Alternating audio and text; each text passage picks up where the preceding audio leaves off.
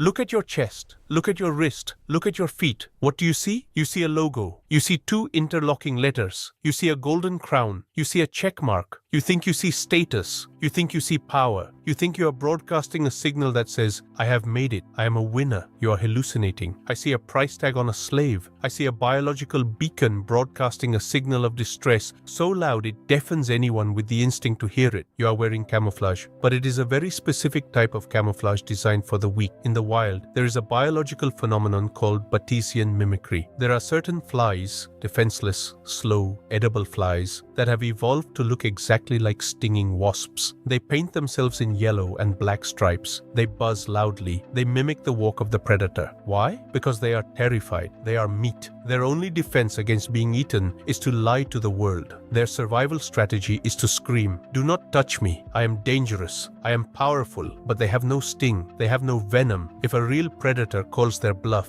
they are dead instantly. You are that fly? Your designer suit, your least luxury car, your branded watch, your latest iPhone Pro Max. These are your yellow and black stripes. You are draping yourself in the symbols of resources you do not actually possess. You are signaling a surplus of energy, wealth, while you are actually living in a deficit of energy, debt. You are playing a cargo cult game. You believe that if you build a runway out of straw and dress like the rich, the planes full of gold will land. But you have the physics backwards. Wealth is the engine. Luxury is the exhaust. You are buying the exhaust pipe and wondering why the car won't move. You are burning your limited life force to buy a costume for a role you are not qualified to play. And who are you trying to fool? The real predators? The wolves? We are not fooled. We smell the fear behind the fabric. We smell the interest payments on the credit card. We see the micro expressions of anxiety when the waiter brings the bill. You are not signaling dominance to us. You are signaling insecurity. You are screaming, "Please respect me because I do not respect myself. Please validate me because I have no internal core." This is the tragedy of the high-income peasant. You might make $10,000, $20,000, even $30,000 a month, but you are broke. You are a conduit. The money flows in from your employer and flows out to Louis Vuitton, to BMW, to Rolex, to the landlord of your overpriced apartment in the cool district. You touch the money, but you do not keep the money. You are a pipe, not a reservoir, and pipes burst. You have voluntarily put on chains because they were gold-plated. You think you look like a king. To a free man, you look like a jester who paid for his own bells. Let's dissect the primate hierarchy. In a troop of chimpanzees, the alpha does not need to wear a sign that says alpha. He does not need to dye his fur gold. His presence is the sign. He controls the territory. He controls the food distribution. He controls the silence. When he moves, the others move. It is the beta, the gamma, the omega who scramble to attach themselves to symbols. They groom the alpha. They try to sit near the alpha. They mimic the alpha. They are desperate for association because they lack substance. You are acting like a beta male trying to buy his way into the alpha position. But status cannot be bought at the mall. Status is a byproduct of competence and power. If you take away the watch, take away the car, take away the suit, who are you? Are you still dangerous? Are you still competent? Can you still alter your environment? If the answer is no, then you are nothing more than a mannequin for someone else's profit. You are a walking billboard that pays rent to the advertiser. Do you understand the absurdity of your existence? You work a job you hate, to make money you don't keep, to buy things you don't need, to impress people who don't matter. This is not a lifestyle. This is a mental illness. It is a biological dead end. You are terrified of being invisible. This is the root of the compulsion. In the ancient tribe, being invisible meant death. If the tribe didn't see you, they didn't feed you, they didn't mate with you. You were left behind when the predators came. So your ancient reptilian brain is screaming at you, "Signal! Signal harder! Make them look at me!" And the marketing department knows this. They have hacked your amygdala. They know that you feel small. They know that you feel interchangeable. So they sell you a solution. Buy this watch and you will be important. Drive this car and you will be powerful. They are selling you a cure for your existential insignificance. But it is a placebo. The feeling of superiority you get when you swipe your card lasts exactly 15 minutes. It lasts until the unboxing video is over. Then the dopamine crashes, the serotonin fades, and you are left with a $5,000 bag and the same empty, gnawing feeling in your gut.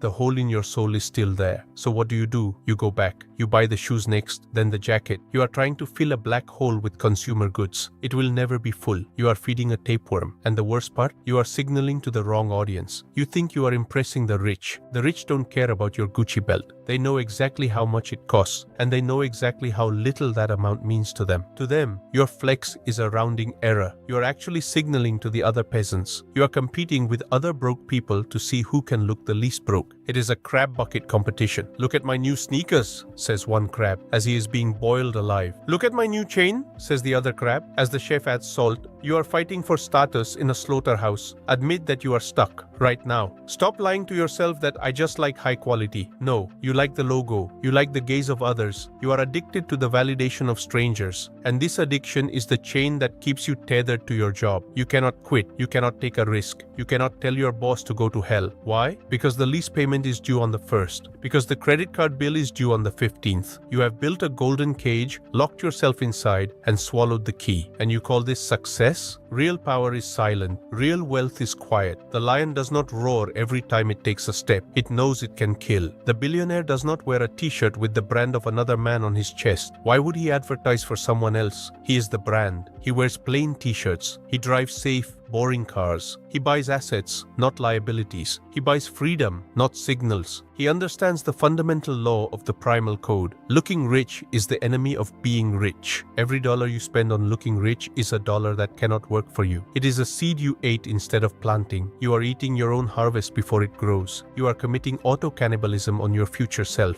You need to write down your most obvious illusions. Take a piece of paper right now. List every single item you bought in the last 12 months specifically to impress others. Be honest. The car, the phone, the clothes, the dinners. Sum up the cost. Look at that number. That number is the price of your insecurity. That number is the amount of freedom you set on fire. That number could have been your escape fund. It could have been the capital for your business, but you traded it for a costume. Does it hurt to look at that number? Good. Let it hurt. Pain is data. Pain is your nervous system telling you that your hand is on the stove. Take your hand off the stove. The mimicry stops today. Let's go deeper into the architecture of your prison. The bars are not made of steel. They are made of payments. You have been conditioned to view the world through a filter called affordability. You ask the car salesman, "How much is the monthly payment?" This is the question of a slave. The slave asks, "How much labor must I give this month to keep the master from taking my toy?" The owner asks, "What is the total cost of ownership? What is the depreciation curve? Is this an asset or a liability?" When you focus on the monthly payment, you are suffering from time blindness. You are slicing your life force into digestible $800 chunks, blinding yourself to the fact that you are signing away 3 years of your freedom for a piece of metal that is rotting while you drive it. This is the leasing trap. You drive a $60,000 German car. You feel powerful. The leather smells like success. But look at the title. Your name is not on it. The bank's name is on it. You are not the king. You are the chauffeur. You are paying the bank for the privilege of driving their car to your job to make money to pay them interest. You are a biological battery powering the bank's profit margins. And the worst part? The car is dying. Entropy is the universal law of decay. Every mile you drive, the asset loses value. You are pouring your hard-earned energy, money, into a bucket with a hole in the bottom. The rich man buys assets that appreciate. He buys things that grow. You buy things that depreciate. You buy things that shrink. You are fighting a thermodynamic war against your own net worth, and you are losing. But you tell yourself the great lie. I'm investing in my image. I need to look the part to get the promotion. I need to dress for the job I want. Stop. This is a hallucination. You are not investing. You are costuming. There is a difference. When you invest in a skill, you become sharper. When you invest in a suit,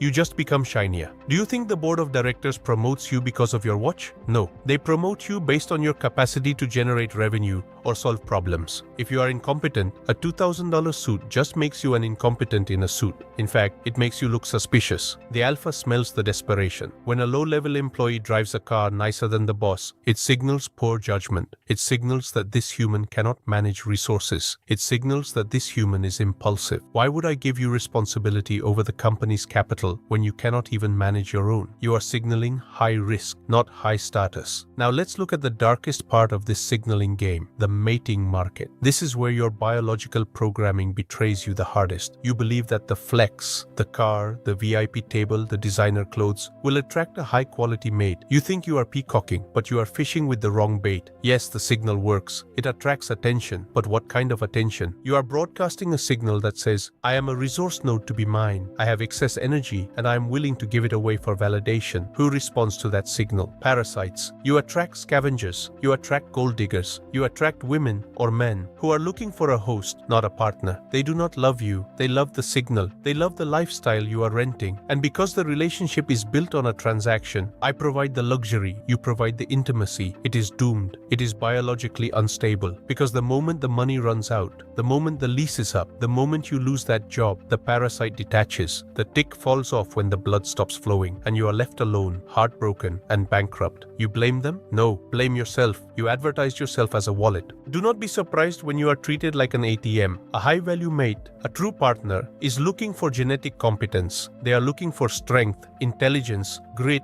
and the ability to survive chaos. These traits cannot be bought at the mall. They are demonstrated through action, through stoicism, through the ability to build from zero. When you cover yourself in logos, you are hiding your true genetic value or lack thereof. You are trying to bypass the natural selection filter. But nature cannot be tricked forever. Eventually, the mask slips. Eventually, the repo man comes. And when you are stripped naked of your rented feathers, you will be judged on your naked merit. Are you ready for that judgment? The math of ruin is patient. It waits. You think you can outrun it. You think, I'll make more money next year, but your burn rate is rising faster than your income. This is the Red Queen effect. You are running faster and faster just to stay in the same place. The $500 car payment becomes an $800 payment. The $200 dinner becomes a $500 dinner. You are upgrading your cage, making the bars thicker and heavier, and every dollar you spend on appearance is a dollar that could have been a soldier. Remember the army of dollars? If you spend $50,000 on a car, you didn't just spend $50,000. You slaughtered a platoon of soldiers that could have captured territory for you. Invested at 8%, that $50,000 would be $230,000 in 20 years. You didn't buy a car. You burned $250,000 of your future freedom. You took a torch to your own retirement. For what?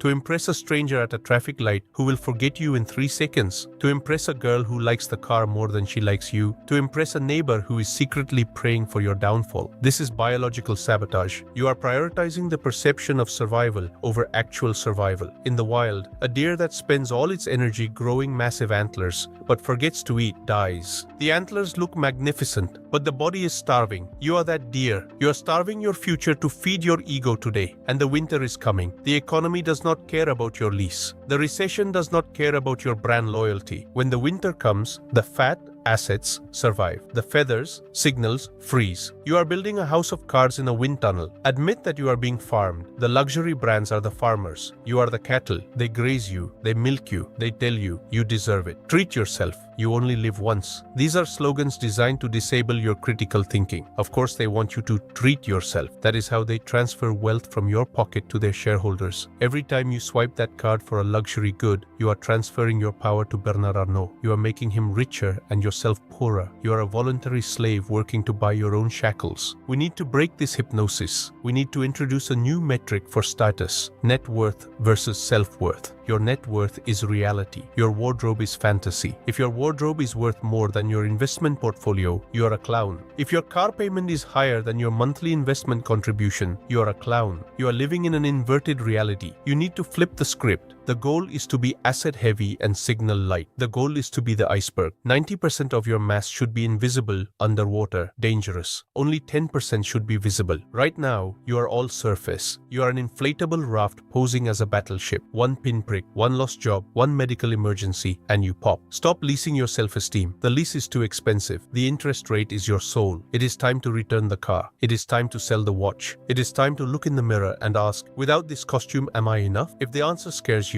that is good. That fear is the beginning of wisdom. That fear is the beginning of the work. Stop smiling when you receive a gift. You haven't received a favor. You have received an obligation. You have just been put in debt. In the primal world, nothing is free. When a chimp grooms another chimp, he expects protection. When a tribesman shares meat, he expects loyalty. But in your soft, civilized world, you have forgotten the biological price of generosity. You think Christmas, birthdays, and weddings are celebrations of love. Deeper, they are structured rituals of resource extraction. They are a social tax levied on your existence. Every invitation you get is a bill. Every happy birthday is a contract renewal that says, I acknowledged you. Now you must acknowledge me with resources. You are trapped in a web of reciprocity that drains your wallet and your focus. focus, turning you into a funding source for other people's lives. Analyze the mechanics of a wedding. You work 50 hours a week, selling your life force, suffering stress, battling cortisol, and then you take a massive chunk of that life force and hand it over to a couple so they can have a party. You are subsidizing the mating ritual of another male. Biologically, this is absurd. In nature, the male fights for resources to secure his own mate. In your society, you are taxed to pay for the dominance display of someone else. And what do you get in return? A piece of cake and a thank you card? That is a bad trade. That is a losing investment. You are lighting your own ammunition on fire to keep someone else warm. And why do you do it? Because you are terrified. You are terrified of the judgment of the herd. You fear that if you don't pay the tax, you will be exiled. What will they think if I don't bring a gift? I have to buy a round of drinks. This is the behavior of a weak animal desperate to stay in the pack. You are buying your membership with money you can't afford. The alpha does not buy friends. The alpha does not buy drinks to impress. He attracts others through power, competence, and territory. If you have to pay to be in the room, you are not a guest. You are the customer, and the product you are buying is your own false sense of belonging. Look at the holidays. The entire month of December is a coordinated assault on your financial future. The corporations have hacked your guilt instinct. They scream at you. If you love your family, buy them plastic trash, and you obey. You go into debt.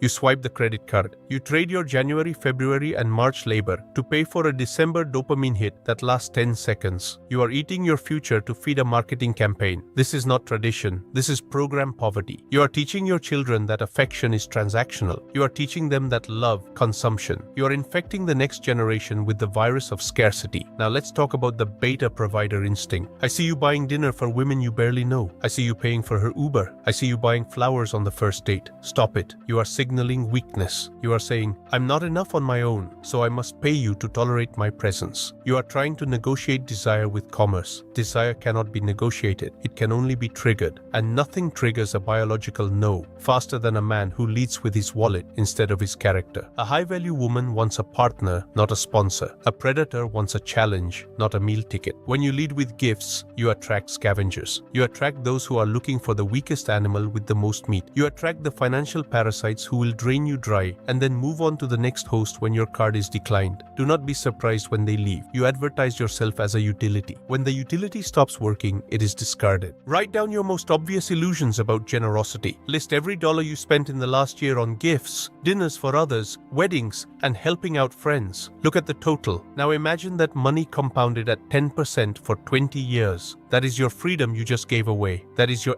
FU money that you handed out in $50 chunks to people who won't even remember the gift in 6 months. Admit that you are stuck. Admit that you are a financial host organism feeding a colony of parasites. There is a difference between strategic generosity and reactive generosity. The king gives gold to his generals to ensure loyalty. That is strategy. It is an investment in power. The peasant gives his last loaf of bread to a neighbor because he feels guilty. That is suicide. You are not the king yet. You cannot afford to be benevolent. You are in the accumulation phase. You are in the trenches. Every bullet counts. Every calorie counts. When you give away your resources before you have secured your fortress, you are sabotaging your own survival. You are trying to be a philanthropist when you are still a beggar. You must become the bad guy. You must become the asshole. This is the price of freedom. You must learn to say no without explanation. No, I won't come to your wedding. No, we are not doing gifts this year. No, I won't lend you money. Watch their reaction. The parasites will fall off. The fake friends will disappear. They will call you greedy. They will call you selfish. Good. Let them. Their anger is the confirmation that you have cut off their food supply. You are reclaiming your energy. Selfishness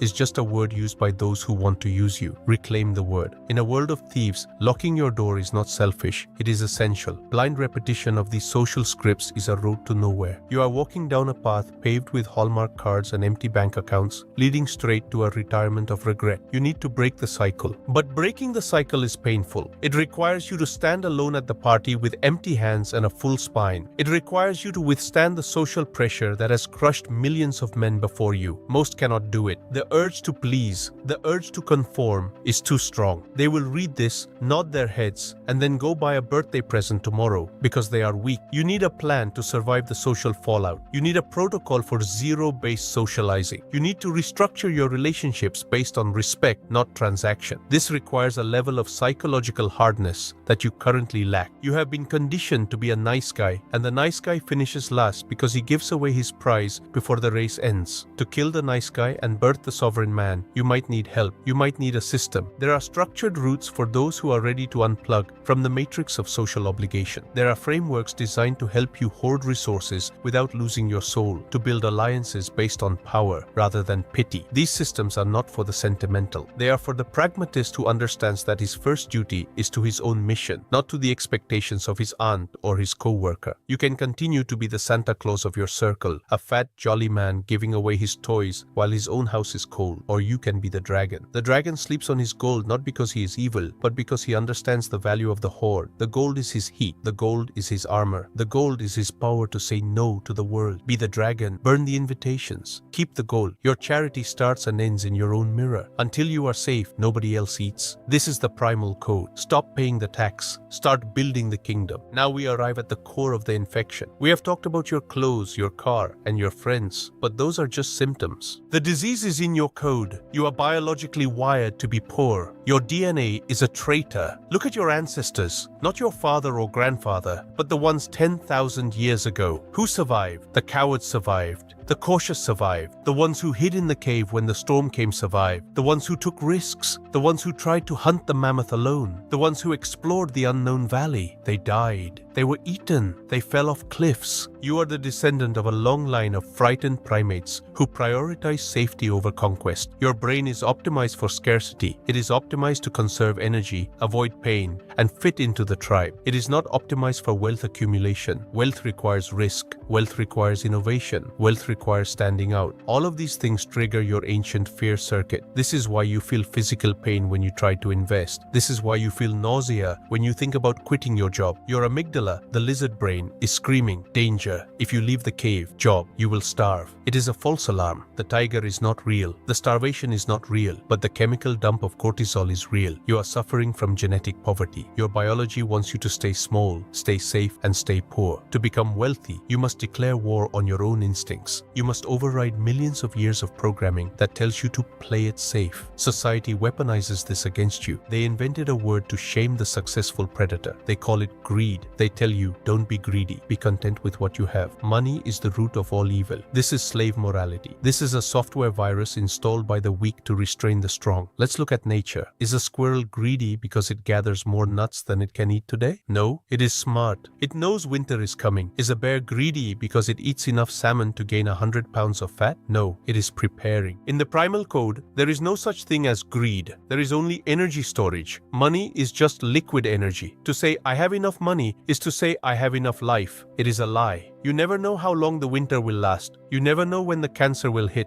You never know when the economy will collapse. Enough is a fantasy of the prey animal who thinks the farmer will feed him forever. The predator knows that enough does not exist. There is only more, not for luxury, but for security. You need to reframe your desire for wealth. You are not greedy. You are hyper-survivalist. You are building a fat layer against the entropy of the universe. Do not let the sheep shame you for growing wool, but your brain fights this accumulation. You have the employee brain structure. You view the world linearly. I hunt for 1 hour. I get one piece of meat. This is the logic of the laborer. It is the logic of the starving animal. Wealth is non-linear. Wealth is, I build a trap for 100 hours. I catch 0 meat. Then the trap catches 1,000 pieces of meat while I sleep. Your brain hates this. It hates the 0 meat phase. It screams for the immediate dopamine of the paycheck. This is why you quit. This is why you don't start the business. You are unable to endure the valley of disappointment. You eat your seed corn because you are too hungry to wait for the harvest. You are failing the marshmallow test every single day. You choose the small comfort now over the massive empire later. This is time preference. The poor have high time preference now. The rich have low time preference later. This is not a financial trait. It is a biological filter. If you cannot control your impulse to consume, you are genetically disqualified from being a king. And let's talk about waiting for permission. This is the ultimate mark of the domesticated human. You are waiting for someone to tell you it's okay to be rich. You are waiting for a degree. You are waiting for a promotion. You are waiting for a license. Who are you asking? The system? The system wants you poor. Your parents? They are scared. Your friends? They are crabs. Predators do not ask for permission. The lion does not fill out a form before he kills the gazelle. He takes what is available. The market is the savannah. The money is the gazelle. It is there for the taking. But you are standing on the sidelines, raising your hand, asking, "Teacher, may I please make $1 million?" Put your hand down. Nobody is coming to save you. Nobody is coming to authorize you. You have to authorize yourself. You have to look in the mirror and sign your own permission slip. This requires a level of arrogance that society calls toxic. Good. Be toxic to their mediocrity. Be arrogant enough to believe you deserve more than the scraps. You must identify the saboteur inside you. There is a voice in your head that wants you to fail. Why? Because failure is familiar. Failure is comfortable. If you stay broke, you don't have to change. You don't have to lead. You don't have to make hard decisions. You can play the victim. It's the economy. It's the government. It's the rich people. Being a victim is a warm bath. It feels good. It absolves you of responsibility. Success is a cold shower. It wakes you up, but it shocks you. Your saboteur is trying to keep you in the warm bath. It whispers, "Why try? You'll just fail anyway. Go buy a pizza. Go watch Netflix." You must kill this voice. You must treat this inner voice not as you, but as a parasite living in your brain. It is the voice of your genetic poverty. Exorcise it. Admit that you are stuck in a biological loop. Write down the fears that paralyzed you in the last year. Fear of losing money. Fear of looking stupid. Fear of hard work. Look at them. These are the fears of a prey animal. Are you a rabbit or are you a wolf? A wolf is not afraid of the hunt. A wolf is afraid of the cage. You are afraid of the hunt, but you love the cage because they feed you there. Blind repetition of the safe path is what led you to this dead end. You followed the rules of the herd, and the herd is heading off a cliff. To turn around requires you to go against the stampede. It requires you to be crushed, ridiculed, and isolated. But that is the price of admission. You need to hack your own biology. You need to use your cortisol correctly. Right now, you are stressed about paying bills. That is low-level stress. You need to be stressed about dying insignificant. You need to be stressed about being a slave. Use that fear. Flip the polarity. Instead of fearing risk, fear stagnation. Instead of fearing loss, fear never having. Make the pain of staying the same greater than the pain of change. This is the only way to trick your brain into moving. You might not be able to do this brain surgery on yourself. The patient cannot hold the scalpel. Your programming is deep. It is in your blood. To rewrite the code, you might need an external shock. You might need a protocol. There are systems designed to break the employee brain and install the owner brain. There are proving grounds where you can kill the coward inside you, but you have to seek them out. You have to be willing to undergo the procedure, and it will hurt. Growth is always painful. The crab has to crack its shell to grow a bigger one. It is vulnerable. It is in pain. But if it doesn't crack the shell, it dies inside it. You are suffocating inside your small shell. Crack it or suffocate. The choice is yours. Here is the final block. Block 5. This is the ultimatum. We summarize the biological traps we discussed: signaling, leasing, social tax, genetic poverty, and present the final binary choice: evolution or extinction. Scene. The final ultimatum. Rich or dead. Сцена. Последний ультиматум: богатый или мертвый. Topic. The death ground, the consumer versus you. Producer. The final choice. Length: 1100 words. Block 5 of 5. Style: apocalyptic, motivational, final. Block 5. The final ultimatum. The screen is about to go black. The voice in your ear will stop. And in a few seconds, the silence of your reality will rush back in. That silence is the sound of your clock ticking. Tick, tick. It is the sound of your biological lifespan counting down towards zero. You have listened to me for an hour. You have nodded your head. You have felt the anger rising in your chest. You have seen the logic. But logic alone does not move mountains. Emotion moves mountains. Desperation moves mountains. What will you do when the video ends? Will you click on a cat video? Will you scroll through Instagram to look at someone else's fake life?